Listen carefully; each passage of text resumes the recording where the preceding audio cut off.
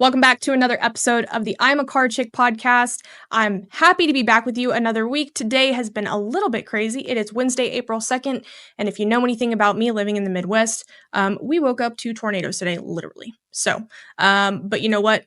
We push on anyways. We're rocking and rolling. I have a cool guest for you today. It's somebody that I spent quite a bit of time with on the phone a couple of weeks ago, learning about his product, learning about what he's doing with dealerships, and I'm going to share it with you guys today. So everybody meet Todd Katcher. He is the Chief Product Officer for Digital Dealership System. Hello. How are you doing today? I'm very good. How are you? Great. Thanks for having me on. Thank you for coming on. We got to talking quite a bit about the products you're offering, but what's more interesting is that I had asked you, what kind of started this whole thing? I'm always very curious to know, what was the problem that started where you're at now? And what stood out to me primarily was that you weren't in automotive when you thought of this product. No, not at all. Tell us how that started.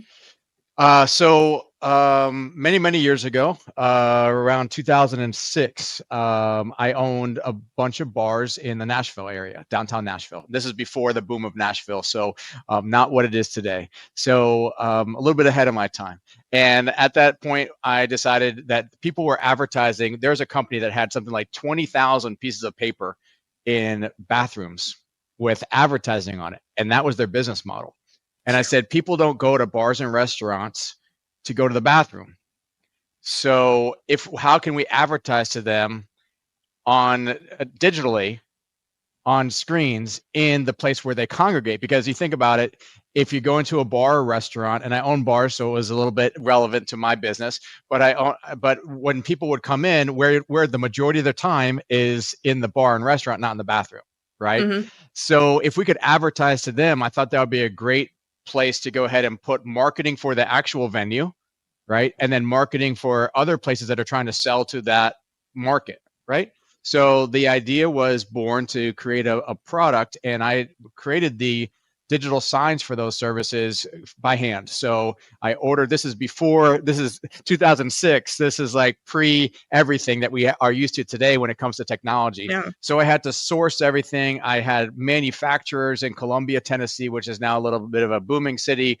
And they manufactured the actual boxes for me because I wanted to make it impact resistant because of the bar situation. And then I also wanted to grab I grabbed all the parts from overseas, but back then it was on phone calls, and we didn't have the same type of communication we did or that we do now. So I ordered all the individual parts and put everything together. And I wound up having about 100 different venues that had my digital signs in it. All the bars up and down Broadway in downtown Nashville, a bunch of ones in other areas around the city outside of Nashville, places called Murfreesboro or other areas around that had our system. And one of the customers who saw it was one of our regulars, and they owned a car dealership. And they said, well, you should create something for me because I want to advertise to my customers when they come in, so that way they don't see external ads, and I could focus their attention on the cars and products that we sell. And I said, what would that look like and how would that work? And I had no idea. And at that time, a high definition TV was like $2,500.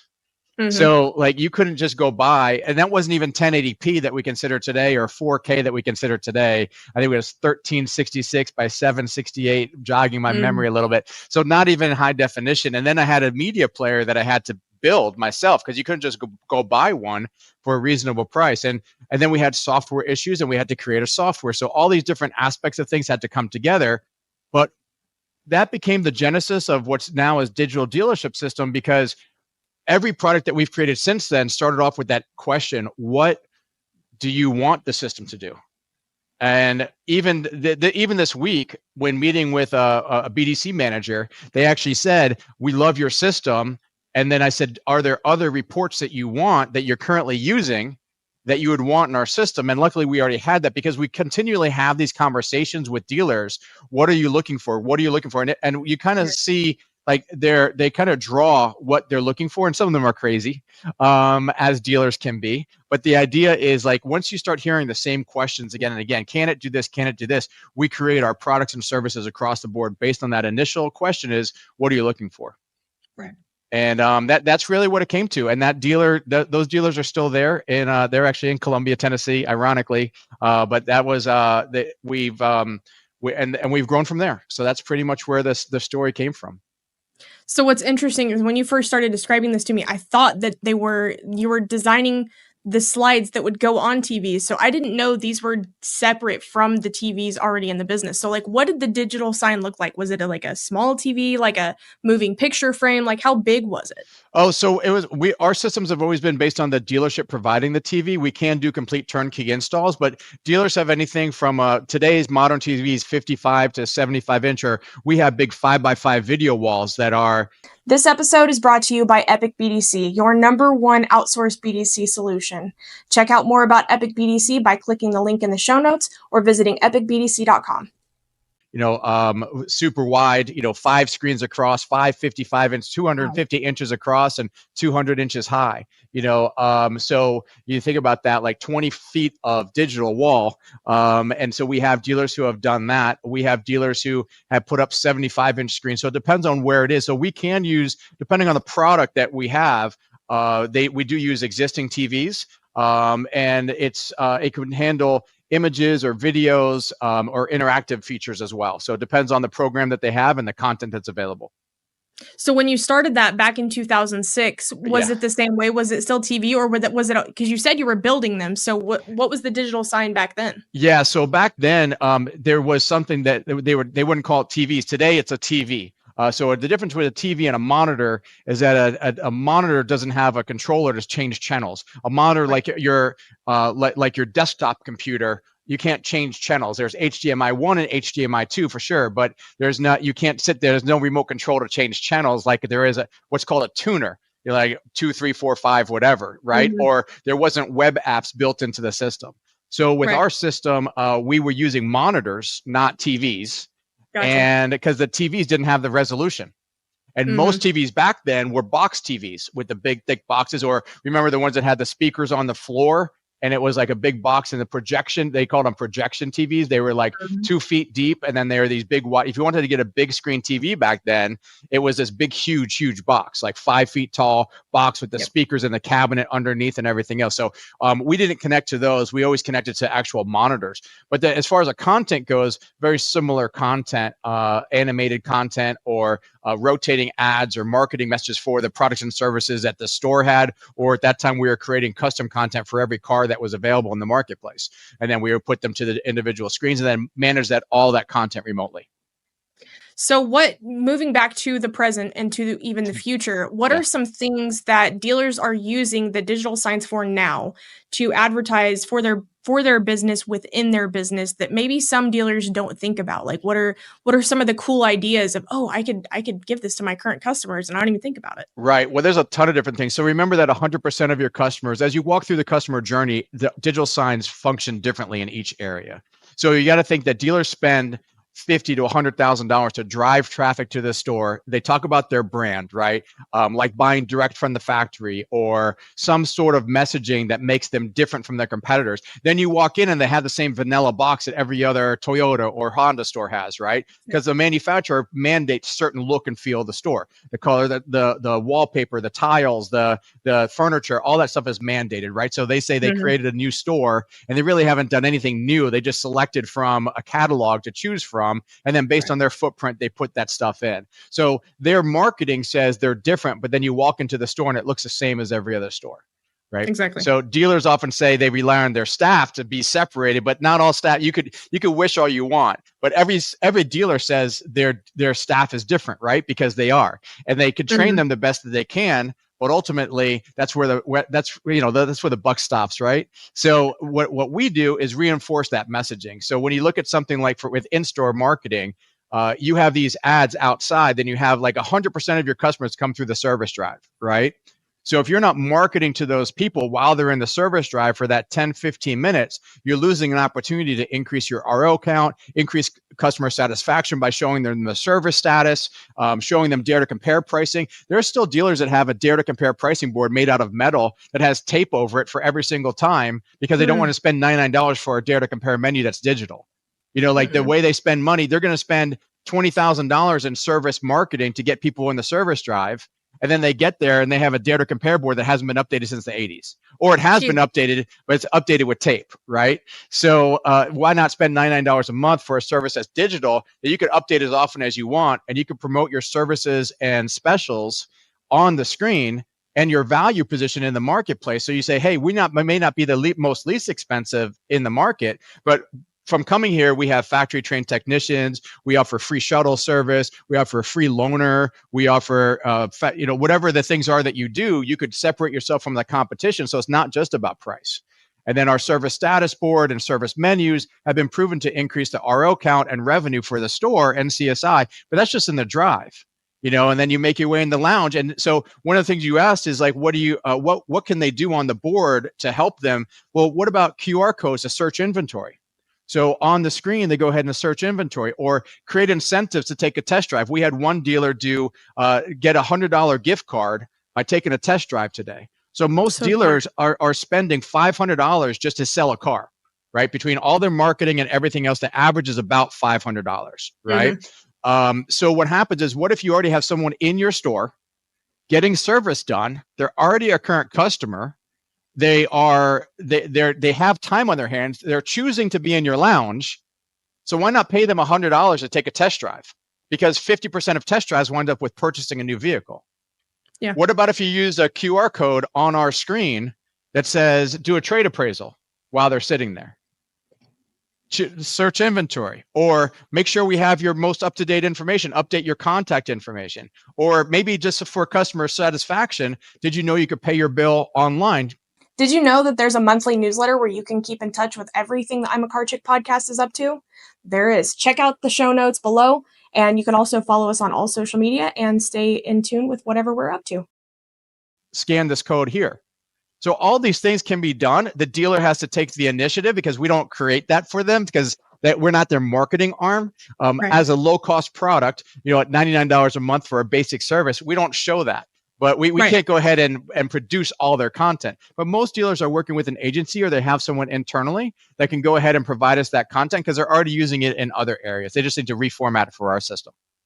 It's so smart, though. I mean, all those ideas you listed off, while they're sitting in the service lounge, pay them for a test drive, or even just ask them, hey, when was the last time you valued your vehicle? Yep. It's something so simple. And a lot of dealerships are paying to have someone on the service to sales side. Not to say that that's something bad. At least they're forward thinking enough to have it. But right.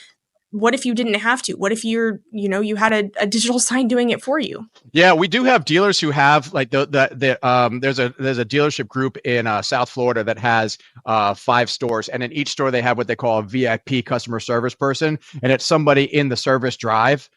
But that person also gets tired. They're like, I'm tired of getting no's from everybody because they just need one yes out of every 10 people they talk to, right? But the idea is that they're going up to people and it becomes intimidating for the customers. So if the customer is asking for information and that creates a text message or that creates a form for them to fill out while that person is still there, they can now go up to them and say, hey, you just filled out a form online and I'm here to take care of you. And now you've exceeded their expectations. And it creates a better way. Now, hey, while your car's here, I'll do an actual evaluation of your vehicle while we have it, while you wait. Why don't we take a test drive of a new one while you're here?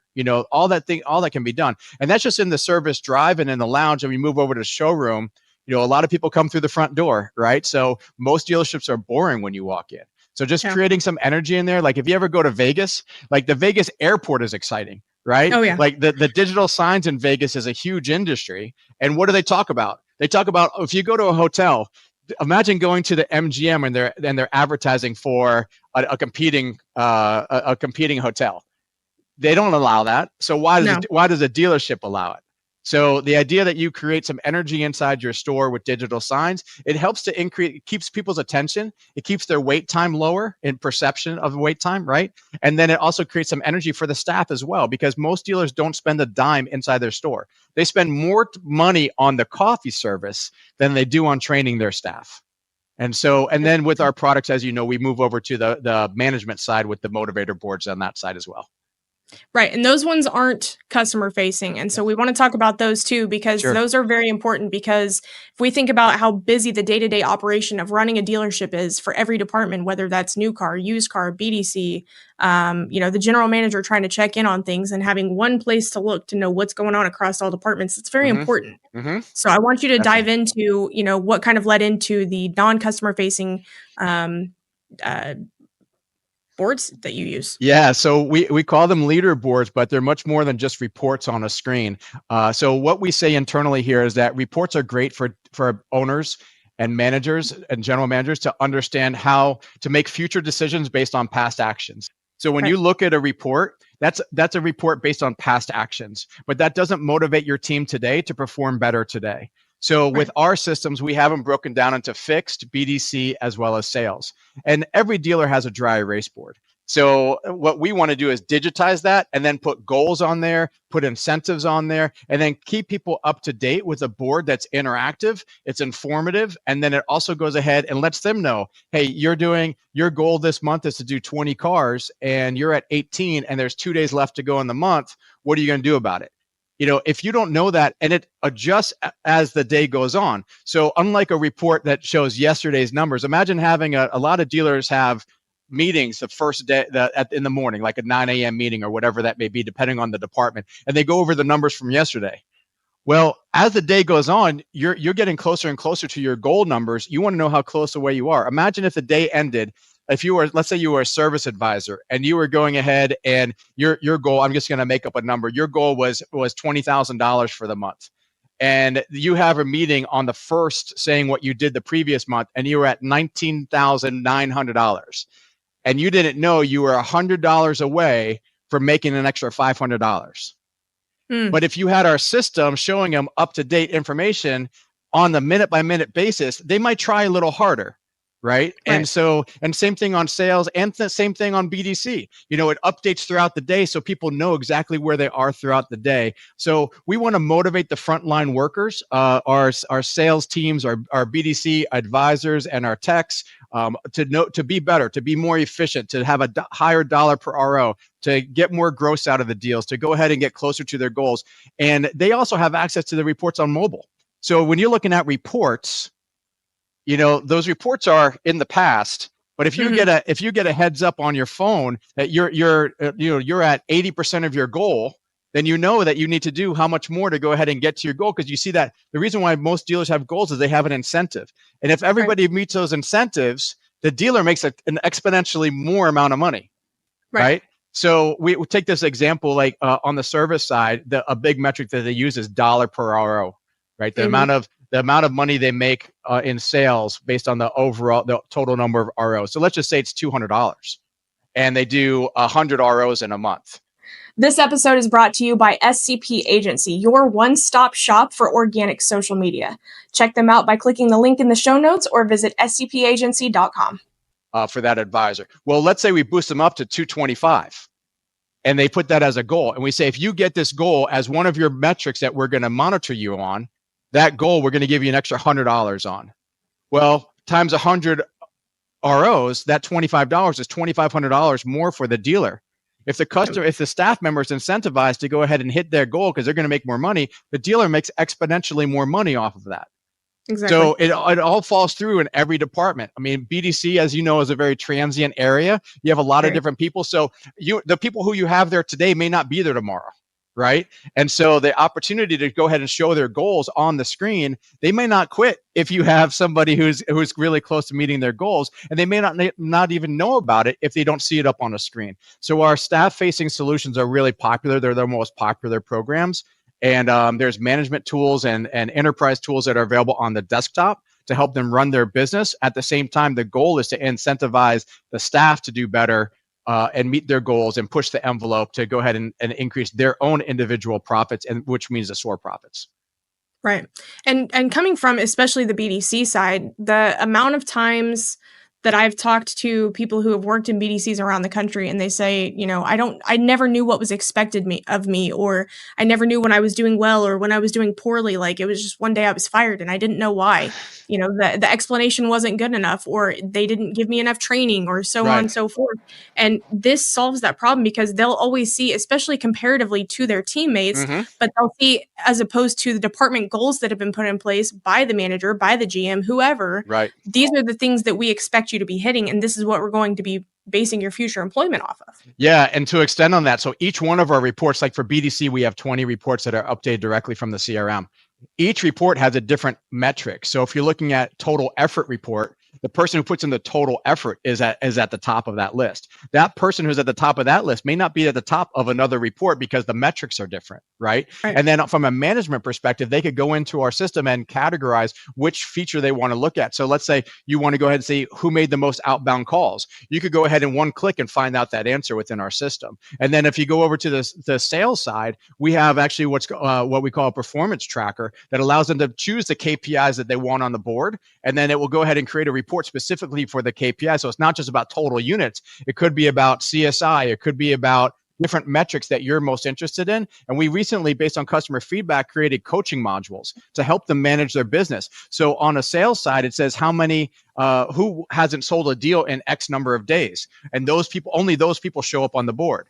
So if you have 3, 5, or 7 days, so if you want to know who hasn't sold a deal in 5 days, those names are going to be on the board.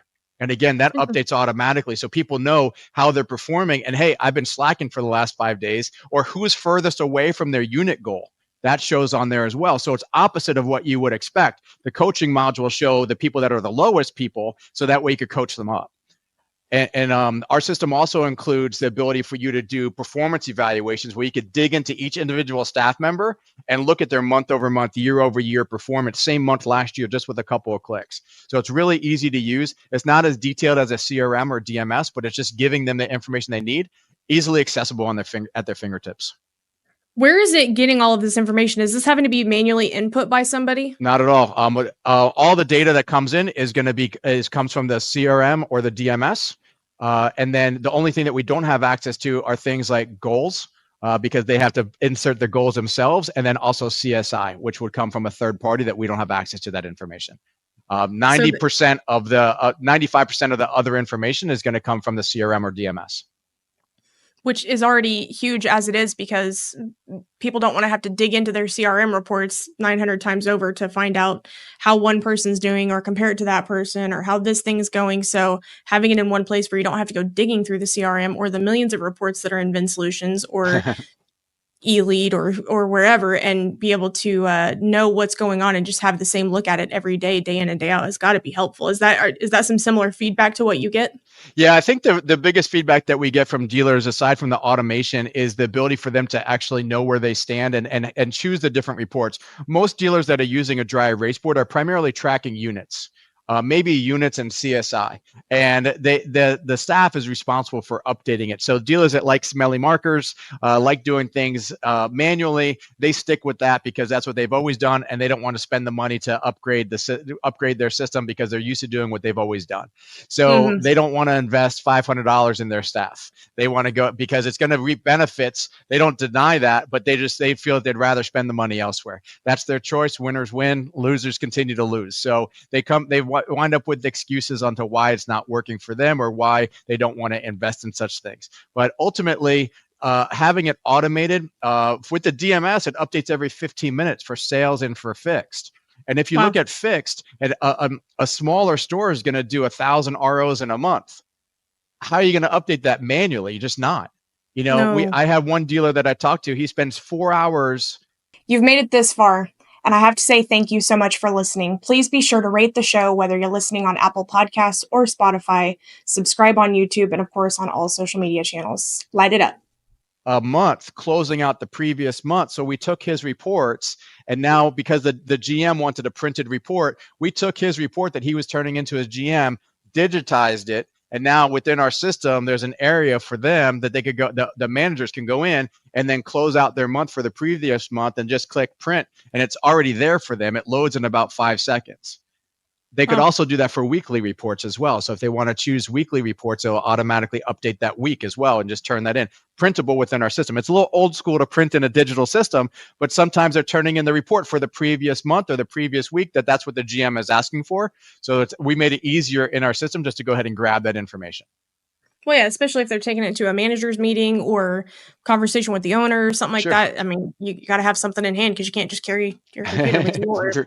Right. So it helps in that sense to have it printed. We were talking before we hopped into the recording that you've got something new that you guys are working on that you're pretty excited about. Finally integrating some AI into the system and into the reporting. And I want you to talk a little bit more on that. Yeah. So currently we have what we call Pulse AI. We partnered with Meta about right before NADA to go ahead and launch this. It allows you to question your data. So basically, there are predefined questions built into our system about the data that's already there. And then what we're doing is we're opening that up to freeform data. And then we have 4 new waves coming out where you're actually going to be able to chat with individual reports with AI. So if you want to dig deeper into the numbers, and each individual report will have a chat bot built into it that's powered by AI. And then each report will have a summary as well. As the ability to go ahead and on the screen itself, we're going to, every 10 minutes, it's going to provide a summary video. That video is going to be created with AI, and it's going to go ahead and pop up on the video with sound. And it's going to congratulate people on their day or see how, it's going to evaluate specific reports and give a summary of how that report's doing. So if someone's having a great day, they're going to get acknowledged on the screen automatically. And that's going to be really functional as far as getting people more engaged in the screen itself. And then also, we currently have a system that whenever someone sells a vehicle, it pops up on the screen. But now there's going to be more of an AI built summary that's going to go ahead and provide more motivation for people. And for those dealers that have sound, it's going to be in their sales tower. It's going to make some noise and be a little bit more whiz bang type of stuff. So we're excited to add that. We're going to roll that out over the next couple of months. And it's a big integration. We have between sales, fixed, and BDC, we have over 100 reports built into our system that can be pushed to the screen. Most dealers don't have that many on their screen, but all of our reports are interactive, but they're also available on the screen. And then you could also interact with them remotely as well. So there's a lot that you could actually take a wireless keyboard or wireless mouse and touch screen and dig deeper into each individual report if you wanted to. So AI is just going to help us be a little bit better.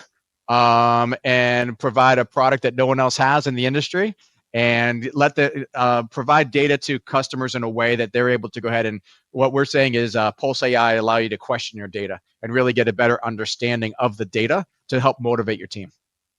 Well, and I think of it, I'm sure you guys have thought of this, but the first thought that came to my mind of, who would this be best for is the new manager who maybe just joined the store, and maybe the store's had these reports for a while, but this manager hasn't, and he's not going to need a whole lot of training time because he can open up these reports, get that summary at the bottom of what this report is, have it summed up for him super simply, and be able to have that on all of the reports so that he's not having to be walked through every single one individually, and have that hand essentially right there with him to help him with these reports. Yeah, so there's lots of different benefits to using the AI component of the system. And then just for our system in general, you could access the reports from any desktop, and then you could pick and choose which ones go on the screen. You could also share them internally. So unlike a printed report, if you shared, let's say that your GM is really focused on your tech efficiency or your dollar per RO, you could share a report with them, and anytime they open it up, it will automatically go ahead and update with the most recent information. So even if you say that they don't have to keep on asking for a new report or log into the CRM to get a new report, it automatically updates whenever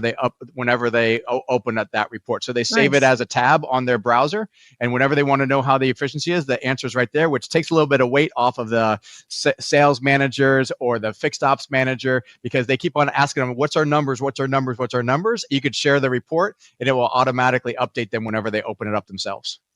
That's huge, because having to open reports and then filter out your dates, that's huge. Just being able to one click, open it up, see where you are, lifetime. Yep. Guys, I can't tell you how big that is. Yep. You could see the top performers. So, as a GM, you're walking around, you're seeing your sales guys, who's on top of whatever ranking you're pulling or who needs a little bit of coaching. you could go ahead and use that coaching report internally and see who hasn't sold a deal in 7 days. And you might be looking to replace somebody, or you might be looking to go ahead and try to coach somebody up. They might be having some problems internally or personally, and you might just be able to have a conversation with them and turn their life around. So lots of different opportunities that are in our product that aren't available in other services that dealers have. That's true. That's true. Are you going to be attending any? I know you went to NADA, but are you going to be attending any other conferences this year? Right now, we don't have any plans to. We were invited to a couple of different ones, but again, those whenever you're looking at those, I kind of chat with other vendors and see what they've had success in as well. And so probably not going to go to anyone. We do travel to see our customers and dealers. So we are open to go ahead and doing that if that was something of interest for dealers. And regionally, we have looked at doing some small regional shows, not necessarily the big conventions, but more meetings like 20 groups and things like that we've been invited to be, because we do have such a unique product. There's a lot of different opportunities there as well. Definitely. And then if somebody wants a demo of the leaderboards or to learn more about it, what's the best way to connect with you? Just basically digitaldealershipsystem.com. I'm on LinkedIn for those people that want to reach out to me there. We do a lot of posts there, and whatever way works best, we could schedule a demo or just reach out to me by email as well. Awesome. Thank you so much for coming on the show today, Todd. This is a good conversation, and I think that it's enlightening for a lot of dealers to be able to track things better, internally, as well as being able to market to their team externally while also still in the dealership, and something that we honestly don't think about a whole lot. So I'm glad that you guys are being forward thinking about that and making sure that it's keeping the industry on their toes for sure. Thanks a lot for the time today. I appreciate it. Absolutely. Guys, remember, whenever you're out in the world this week, remember to light it up. I will see you next week with my next episode. But until then, have a great week.